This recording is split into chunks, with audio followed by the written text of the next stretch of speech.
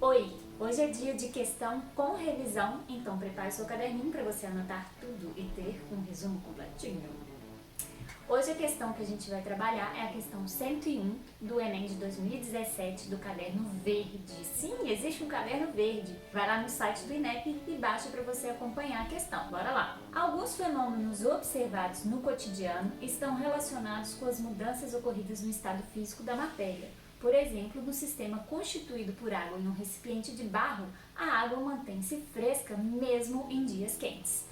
A explicação para o fenômeno descrito é que nas proximidades da superfície do recipiente há alternativas. Então, para que a gente comece a analisar essa questão, vamos pensar no nosso sistema, qual é o nosso objeto de estudo. Então, a primeira coisa que eu tenho é um vaso de barro. Fui lá e desenhei um lindo vaso de barro. E água, representação é muito importante para a gente começar a imaginar o que pode acontecer nesse nosso sistema. Não precisa ser um desenho lindo, maravilhoso, divo, Frida Kahlo dos desenhos do exercício do Enem. mas ele tem que passar a ideia de que esse sistema tem. Beleza, outra informação importante que aparece é que essa água se mantém fresca mesmo em dias quentes. Objetivos da questão. Então, a gente vai ter que indicar o nome do processo de transformação física e explicar o fluxo de energia no sistema que sofre essa transformação. Como que eu sei esses objetivos? Volta lá na questão. Vamos lá nas alternativas. Sempre está aparecendo o nome de um processo de transformação física. Olha lá, Condensação, solidificação, evaporação e assim por diante. com quem que vai acontecer essa transformação? É com líquido, com sólido? Com quem? E aí tem a parte energética. Libera, retira energia do sistema, do meio. Como que isso vai acontecer? Objetivos definidos. Agora a gente pode analisar o que pode acontecer com esse sistema em relação a esse nosso recorte de estudo. Ou seja, eu quero saber de uma transformação física que pode acontecer nesse sistema. A água, eu tenho água no estado líquido e o vaso de barro, eu tenho ele no estado sólido. Então eu vou passar a representar aqui o sólido com esse marronzinho para eu lembrar do barro e o líquido com azul para eu lembrar da água. Aí a gente vem aqui para o nosso maravilhoso esquema de fase, mudança de estado físico da matéria. E aí a gente vai pensar o seguinte, eu tenho aqui sólido e o líquido. Vamos analisar o sólido. Quem é o nosso sólido? Vaso de barro. O que pode acontecer com este sólido? Eu posso ter as seguintes transformações, eu posso ter uma fusão e uma sublimação. São os únicos caminhos possíveis. Agora pensa só. Você tem um vaso de barro que você coloca água dentro e aí faz um dia mais quente assim e tal. E aí seu vaso derrete, né? Sofre uma fusão e aí você perde lá o seu vaso. Ou pior ainda, sofre uma sublimação e chega no estado gasoso. Não faz muito sentido isso, né? Então a gente já sabe que não vai acontecer nada com esse vaso de barro. Vamos analisar o líquido, né? A nossa água. Então, para o líquido, a gente pode ter o seguinte, eu posso sofrer uma congelação ou solidificação, que significa a mesma coisa, chegando ao estado sólido, ou eu posso sofrer uma vaporização e chegar no estado gasoso. Vamos pensar. Vamos supor que a gente está lá no nosso dia quente, eu pego meu vaso de barro, vou servir um copo d'água e aí de repente cai gelo. Também não faz muito sentido, né? Então, só pode acontecer uma vaporização. Então, só analisando o nosso sistema e as possibilidades que esse sistema oferece dentro da situação apresentada, a gente já sabe qual que é o processo. Para esse processo acontecer, ele vai ter que absorver energia, né? A gente pode pensar, ele foi aquecido, mas na verdade a gente não tem nenhuma fonte de calor. O sol não, o sol a gente não vai considerar. Que ele está incidindo diretamente nessa água, tá? A gente só pôs o sol ali para pensar que o dia está quente. Tá lá na cozinha que não está batendo sol. Então a gente pode analisar as alternativas da seguinte maneira. Vou colocar uma identificação aqui de líquido e sólido. Onde aparece líquido, eu coloquei grifado de azul, e onde aparece sólido, eu coloquei essa cor de barro aqui. Então, como a gente já viu, não vai acontecer nada com o sólido. Então vamos analisar agora o que está acontecendo com o líquido. Então, alternativa A, condensação. já posso riscar, porque a gente já sabe que não acontece uma condensação com líquidos, né? Se a gente volta lá na nossa figurinha, a gente vai ver que condensação, a passagem do estado gasoso para o estado líquido. Solidificação do líquido também. Não vamos ter produção de gelo em dia quente usando um vaso de barro. Evaporação do líquido, opa, parece que essa é boa. E sólido, que a gente já eliminou, que não vai acontecer nada com o nosso vaso de barro. Agora, o que explica a água fresca? Então a gente vai dar um zoom lá no nosso sistema, lá no vaso de barro.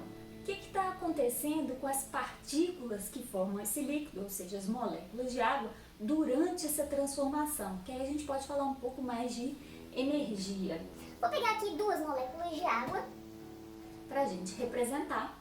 E aí, o que a gente observa? Que no líquido, essas moléculas de água, elas estão mais próximas.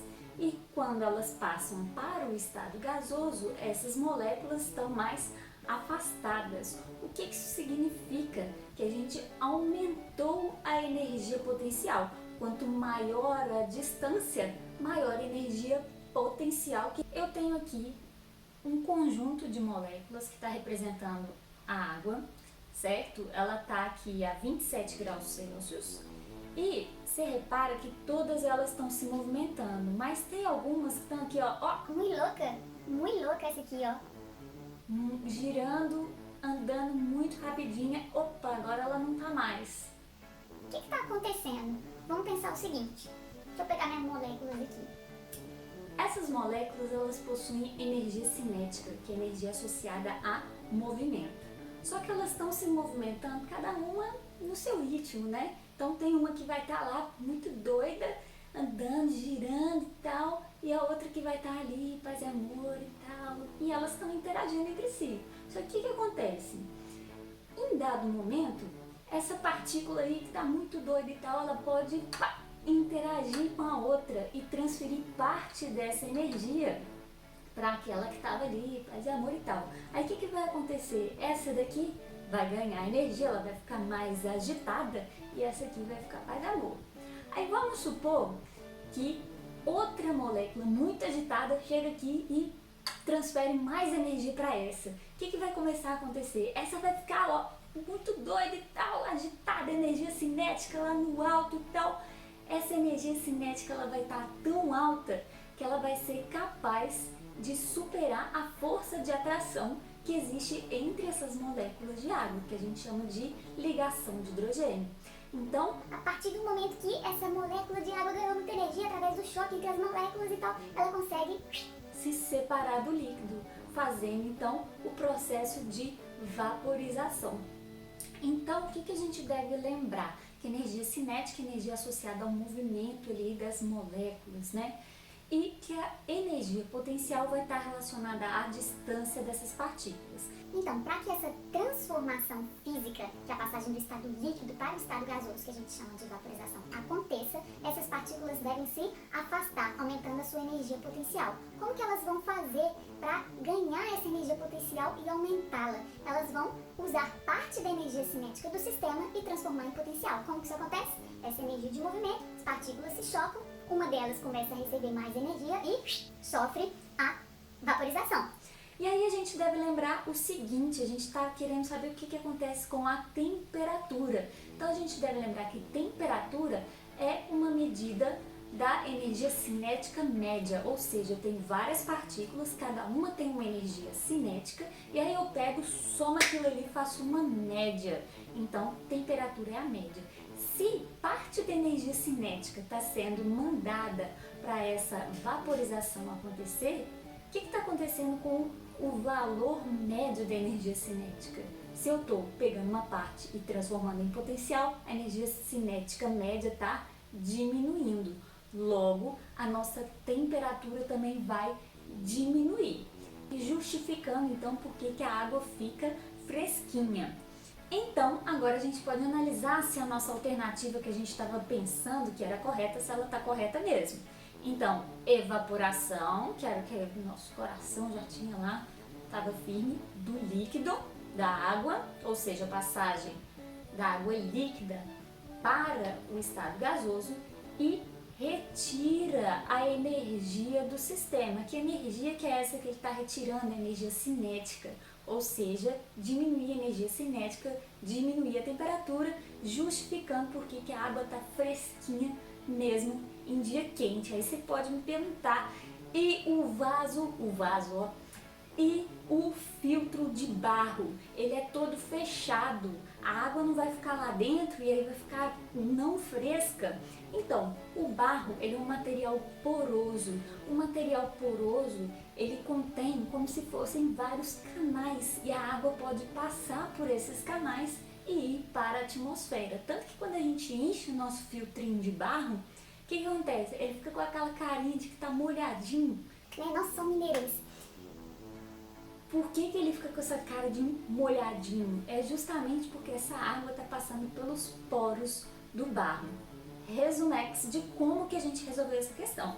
Então, nosso primeiro passo foi analisar o sistema, definir qual que era o objetivo dessa questão, analisamos as possibilidades dentro da situação e analisamos as alternativas para a gente já ter um norte.